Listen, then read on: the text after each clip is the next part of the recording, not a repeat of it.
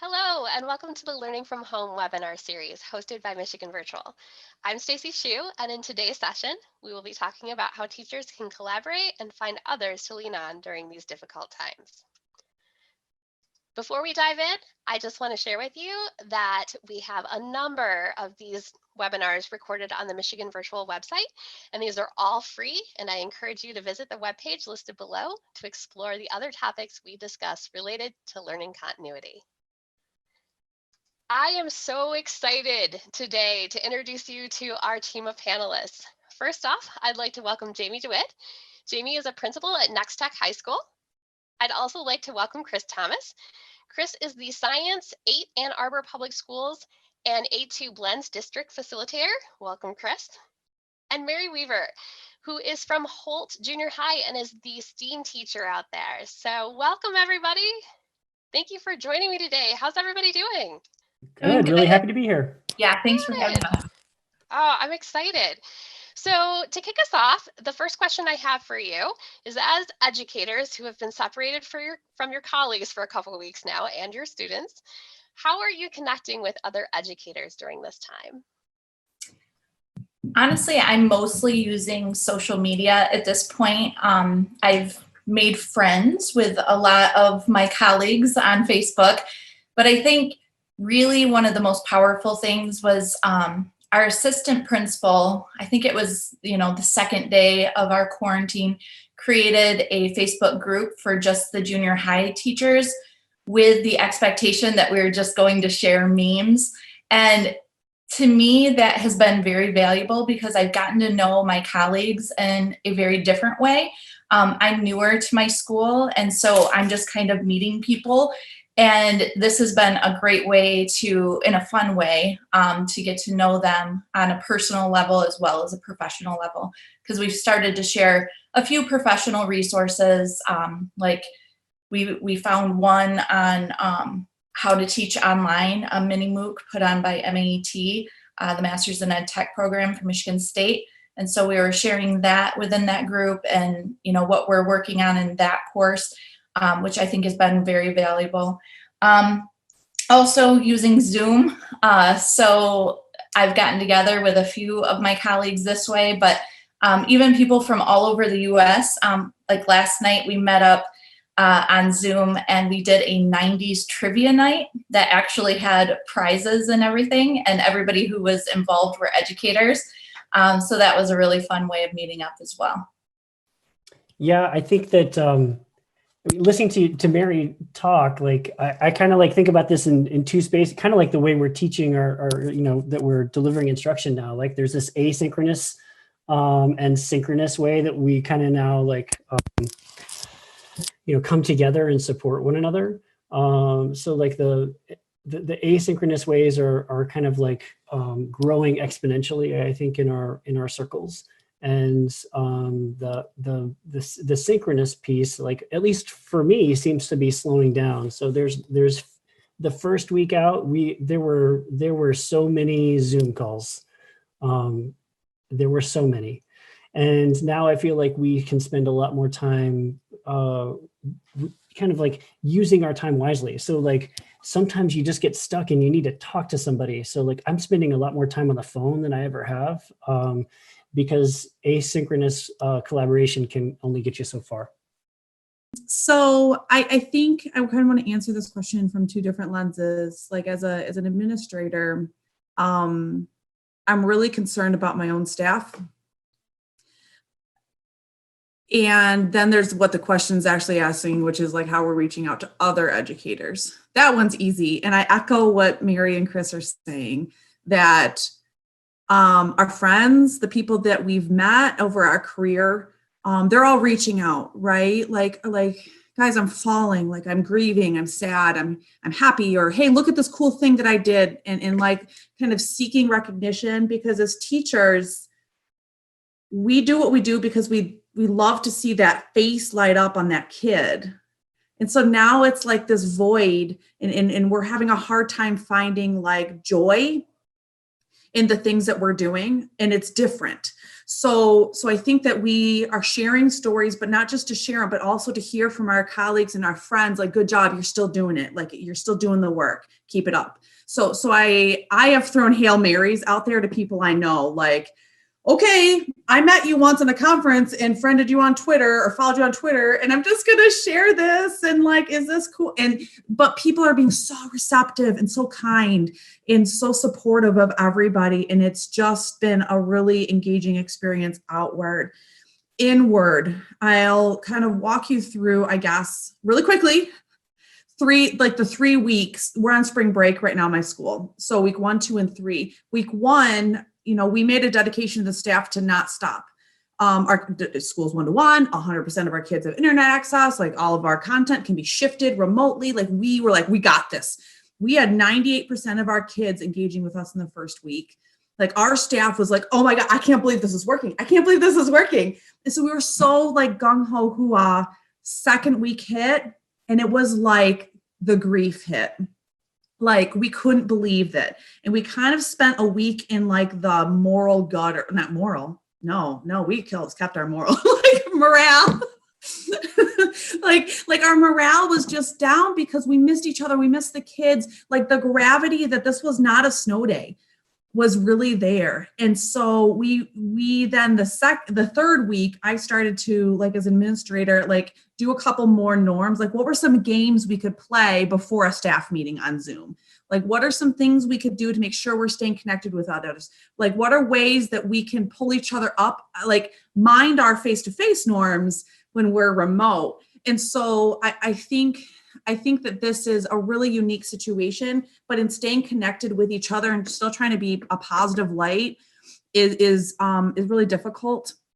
And to be able to know that there's people out there that are not doing well is kind of a really important piece to consider right now. And it might be a staff member, like Mary said, it might be something, just sharing a silly meme on a silly Facebook page might be the best thing you can do for somebody, even if they don't actually hit a like button or whatever. So keep connecting with other people, keep connecting with educators, whether they're your own colleagues or whether they're people you know, because it's like minute by minute or hour by hour, we're riding the roller coaster. Well, thank you all very much. So my next question, as educators, we all have unique skills and knowledge. Do you have any suggestions for how teachers can share their talents right now or collaborate remotely? So I think the first place that I want to start is, like, I remember when teachers started sharing their lesson plans online. Do you remember that, right? Like, so then you would spend all this time like looking for like the best, the perfect lesson plan, only to find out like so much of them were like garbage, right? Like they weren't good, or they were totally inappropriate. It took a while for kind of the internet to curate quality and to figure out what that looks like. And I kind of feel like at the moment, like we need to like slow down to go faster later. There is a lot of stuff coming out. I mean, especially that first week. I'm a parent of 3 kids, a middle school and 2 elementary, and just the number of emails that came from teachers and from administrators and from the district and from my bank and from, fill in the blank. Like, every organization I'm a part of needs to know what their plan is. And because humans are really good at this, we come up with like creative solutions to this problem. So not only do I have to like understand the plan, like I also need to evaluate this new tool that's out there. And it's too much. Like, it is too much. And I think one of the things that we need to be mindful of is that like our capacity is changed. I mentioned before, I've got 3 young kids. So my 40-hour work week is no longer real 40 hours. Do you know what I mean? And my times available have shifted.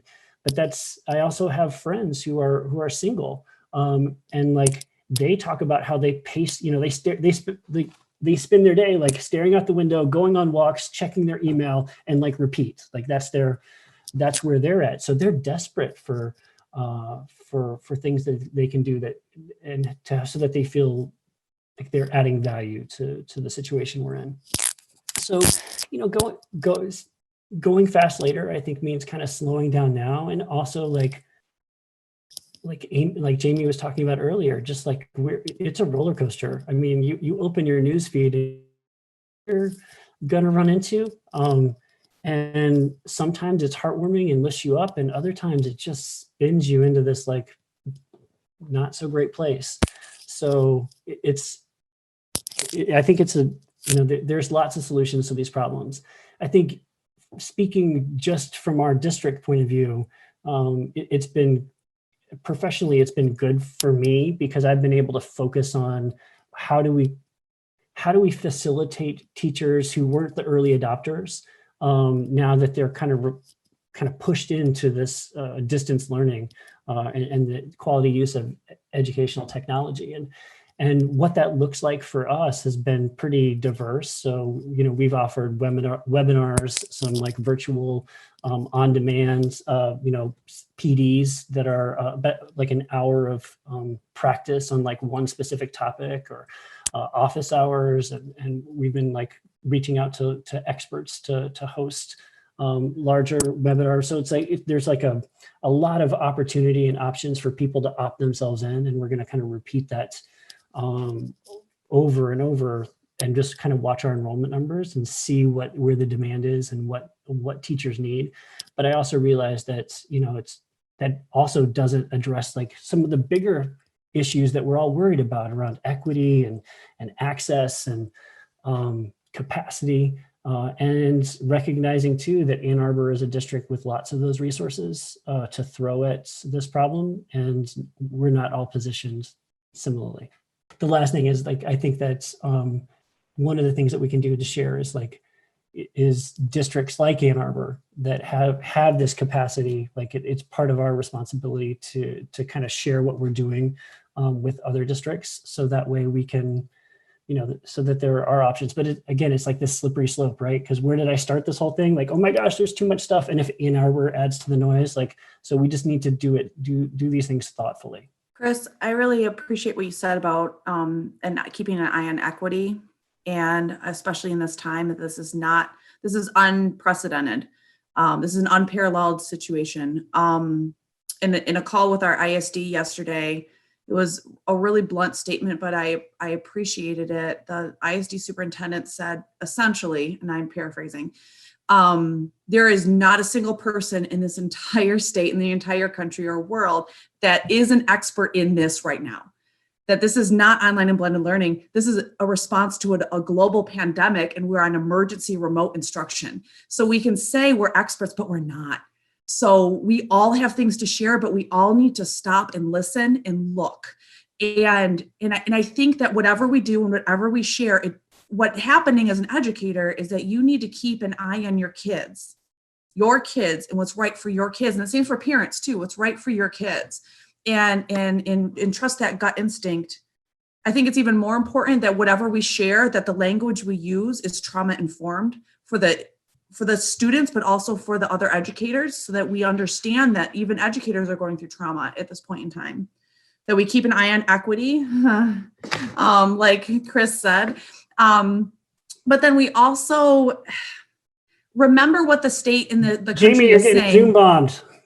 I know. And I'm really glad. For a long time, the first week, they had just watched Abominable. And if you haven't seen it, and sorry now that I'm saying this, like there's these whooping snakes and they go whoop. And so they were really, don't. So my last thing is that like, we need to make sure that we're making a good faith effort, which means that we are doing the best we can with the information and the processes and procedures we have. So that's one piece that like, even when we're sharing, we're making a good faith effort for how we're sharing and how we're keeping our children under control. Now I have 2 of them whipping snakes. So I love all that. And just to add a little bit too, I've been teaching online for about 7 years now. And what Jamie was saying, this is not online teaching. So I'm even going through the courses and kind of brushing up on what it is to teach online. And then also really bringing in, I mean, my audience is different now. I've always taught master's level students who choose to be there and they have a device and, you know, they're paying for the course. So they definitely want a lot out of it. And now I'm teaching 7th and 8th graders who didn't choose to learn this way in a hands-on classroom. So thinking about how I normally have that face-to-face instruction and now that's being flipped and I'm having to figure out how to communicate with them when they don't have email themselves. These are issues, these are all constraints that teachers are kind of going through right now. And my biggest suggestion would be give yourself some grace, but also don't be afraid to ask questions.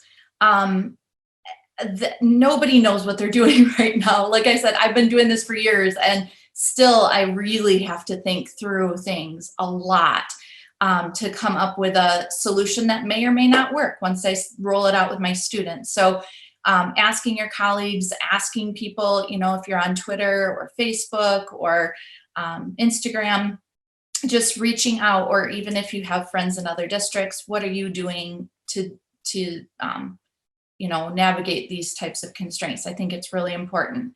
Nobody's an expert for sure. Those are great thoughts to keep in mind. Thank you for sharing those. So as teachers, you build relationships with your students every day. You get to see them face to face. And for some of you, you also build those relationships online. So what suggestions do you have for continuing the growth of these relationships in this time of remote learning? So this is, it's really important to be connected with them in whatever way you can.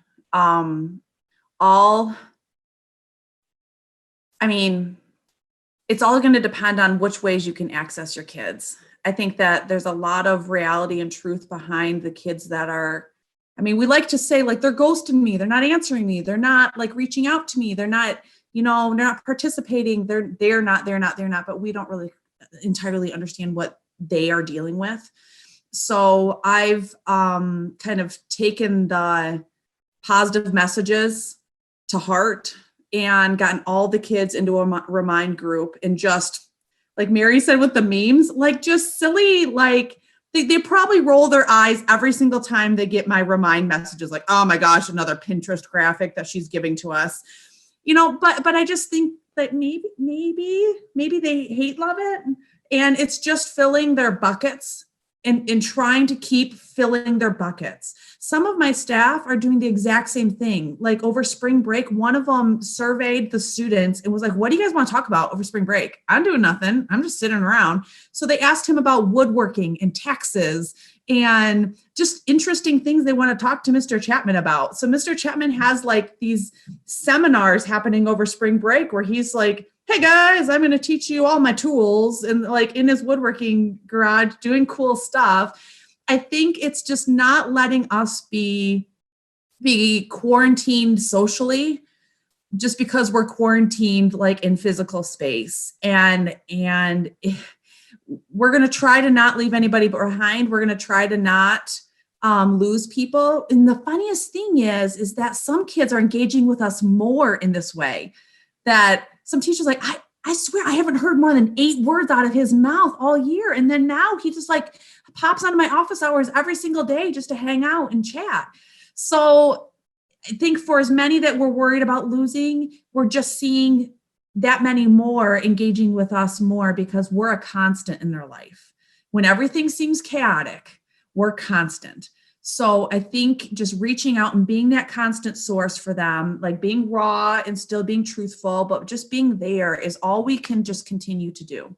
So we haven't technically started our remote teaching yet in Holt, but what I've been doing to prepare for it for sure is we've taken our 3D printers home and we are starting to print face shields for medical workers. And what I'm doing is I'm taking tons of pictures and lots of video. And at some point when I'm ready to, we're on spring break this week, so most likely next week, I'm going to bring the kids in on that and let them know. I'm assuming they've seen some of the social media, because usually Instagram, I have a classroom account, and so I've seen kids like the post and things like that. But not everybody knows for sure. But I do plan on sharing that story through Google Classroom and letting them know, like in STEAM class, we learn about design thinking. And guess what? Your teachers had to go through the design thinking process over this time. And so modeling for them really what we do in the class, we find these problems and then we go through a process, and sometimes the process works and sometimes it doesn't. And we've got to iterate and go back and revise. And really telling them that story, I think, is going to be powerful. I'm also planning on having a lot of choice, knowing that they're at home and they may have access to some materials and not to others, and some sort of devices and not others. And some of them will have tons of time and some of them will have little time. And so offering lots of choices within the assignments that I am giving, I think is going to be huge. And then also, in my class, normally my students are able to share their work publicly. And so having a way for them to share their work, whether it be a Padlet, that has like all of their designs on it, or, send me a special message if you want the picture of your project to go on our Instagram account or something like that, so that they're feeling the same types of feelings they feel in the classroom when they're sharing out their work at the end. I think that is really important because it's mirroring what we do in the classroom as well, where we develop those relationships in the first place. I think Mary and Jamie bring up such amazing points, right? But I think that involving your students and providing them opportunities to kind of opt in, or just stand from the outside and watch, remind. I'm totally stealing that, Jamie. I'm gonna roll that out and see how that works. And Mary, we're doing a similar. The Project Lead the Way teachers in Ann Arbor are doing a similar face shield build, and they've been also sharing that on the different social media platforms, and then involving students in doing the same thing. There have been lots of teachers that are just doing fun stuff with their students. This is the middle of Spirit Week, so kids are posting silly pictures of themselves, and I've seen this on in social media. Lots of schools are doing things like this. It's just providing opportunities for a little bit of normalcy in an atypical situation. So my final question to all of you: do you have any encouraging words for educators that may be feeling disconnected or alone right now? What would be your recommendations? I think my biggest one right now is just really give yourself some grace. Nobody has ever done this in the history of the world. So putting pressure on yourself and you should know how to use the tech tools, you should know how to teach online. No, you shouldn't. Be open to learning them how to do this for sure, but give yourself some grace. And if you're feeling sad one day or disappointed or frustrated, those are all valid feelings. So let yourself feel those things, and tomorrow will be a new day.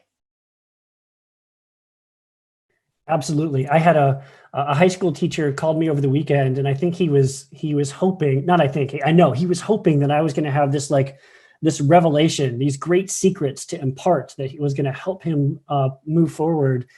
And the takeaway was very similar to what Mary said, was look, it's, we're building this airplane while it's in the air, right? Those of us that have had lots of experience over the years with integrating quality ed tech tools into our curriculum, it by no means think that we have any answers, because the tech tools were always there to kind of supplement and do things that you couldn't do in person, because in person was better. So, what we're doing is it's not as good as if we were together, right? And that's a hard pill to swallow, especially for teachers who, we want only the best. And to realize that, I'm a science teacher, and to realize that I can't lead my students through figuring out, and problem solving and collaboration is really difficult. Like those kind of in the moments, face-to-face opportunities where kids kind of like, those light bulbs go off. Like I think Jamie was saying earlier in this session, like that's hard to impossible to recreate virtually. So we just need to feel okay that, education is going to look different for the remainder of the school year for us. And that's okay. And it's not going to be polished to begin, but you'll get better. And there will be good days and bad days, and that is okay. Like find your people. If you haven't found them already, like, you need your people that you can call on the phone and like have them like tell you it's going to be all right. Like that's all right. We're going to get through this together. So I'm going to, I guess, be crudely honest. And Stacey, feel free to edit this out. So those that know me well know that I'm a military wife, and I've dealt for a long time with National Guard and my husband, and you never know something until you know it. And I feel that experience is similar to what we're dealing with right now. And it's really hard for educators because we're planners. We like to understand what's going on. We like to understand all of our variables and plan and correct. But a switch happens in our classroom, we are adaptable creatures. We just don't know that we can do that. Like we don't like the ambiguity, but we do it every single day with the kids and the decisions we make. It just feels really different right now. So I encourage teachers to remember when you have that kid that asks to go to the bathroom and hasn't been back in 6 minutes, and he is not going number 2 like he says he's going, like how to solve problems on the fly.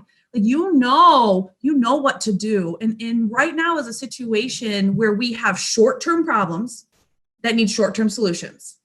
We'll have interim problems that need interim solutions. And then we're going to have long-term problems that need long-term solutions.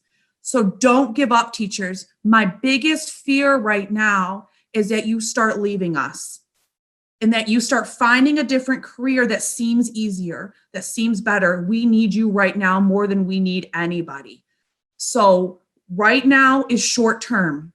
It seems like a long time, but this will pass and this will be done. So find those short-term solutions to make it okay. Remember, good faith effort.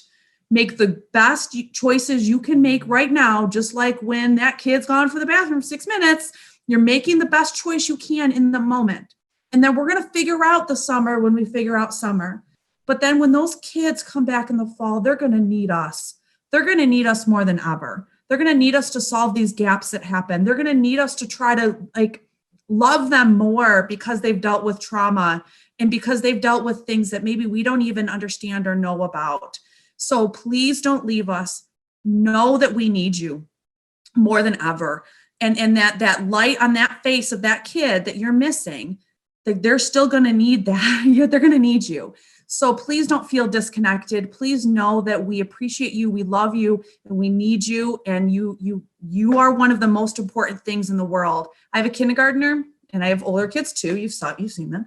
But so my kindergartner was on a Zoom with his teacher for the first time, and it's kind of like a chaotic Zoom. There's all a bunch of kindergartners. But as soon as Miss Cummings came on, Miss Cummings, Grand Ledge, Miss Cummings came on, and my kid's face lit up like, Miss Cummings! Like he thinks she walks on water. And I think she does too, because I couldn't handle that classroom. But just know that there are kids out there that love you and just need you to be present in the best way that you can be. And it's going to be okay, and we're going to get through this. So that's my that's my 2 cents, probably 10 cents because I talk too much. I love all those words of encouragement. And I, as a parent, want to thank all of you for being outstanding educators. And I personally know all of you, and I know how passionate you are about teaching and learning. And I just want to say thank you. I want to say thank you for sharing your thoughts today and for taking time out to talk with me. I cannot, from the bottom of my heart, say thank you enough from all of us.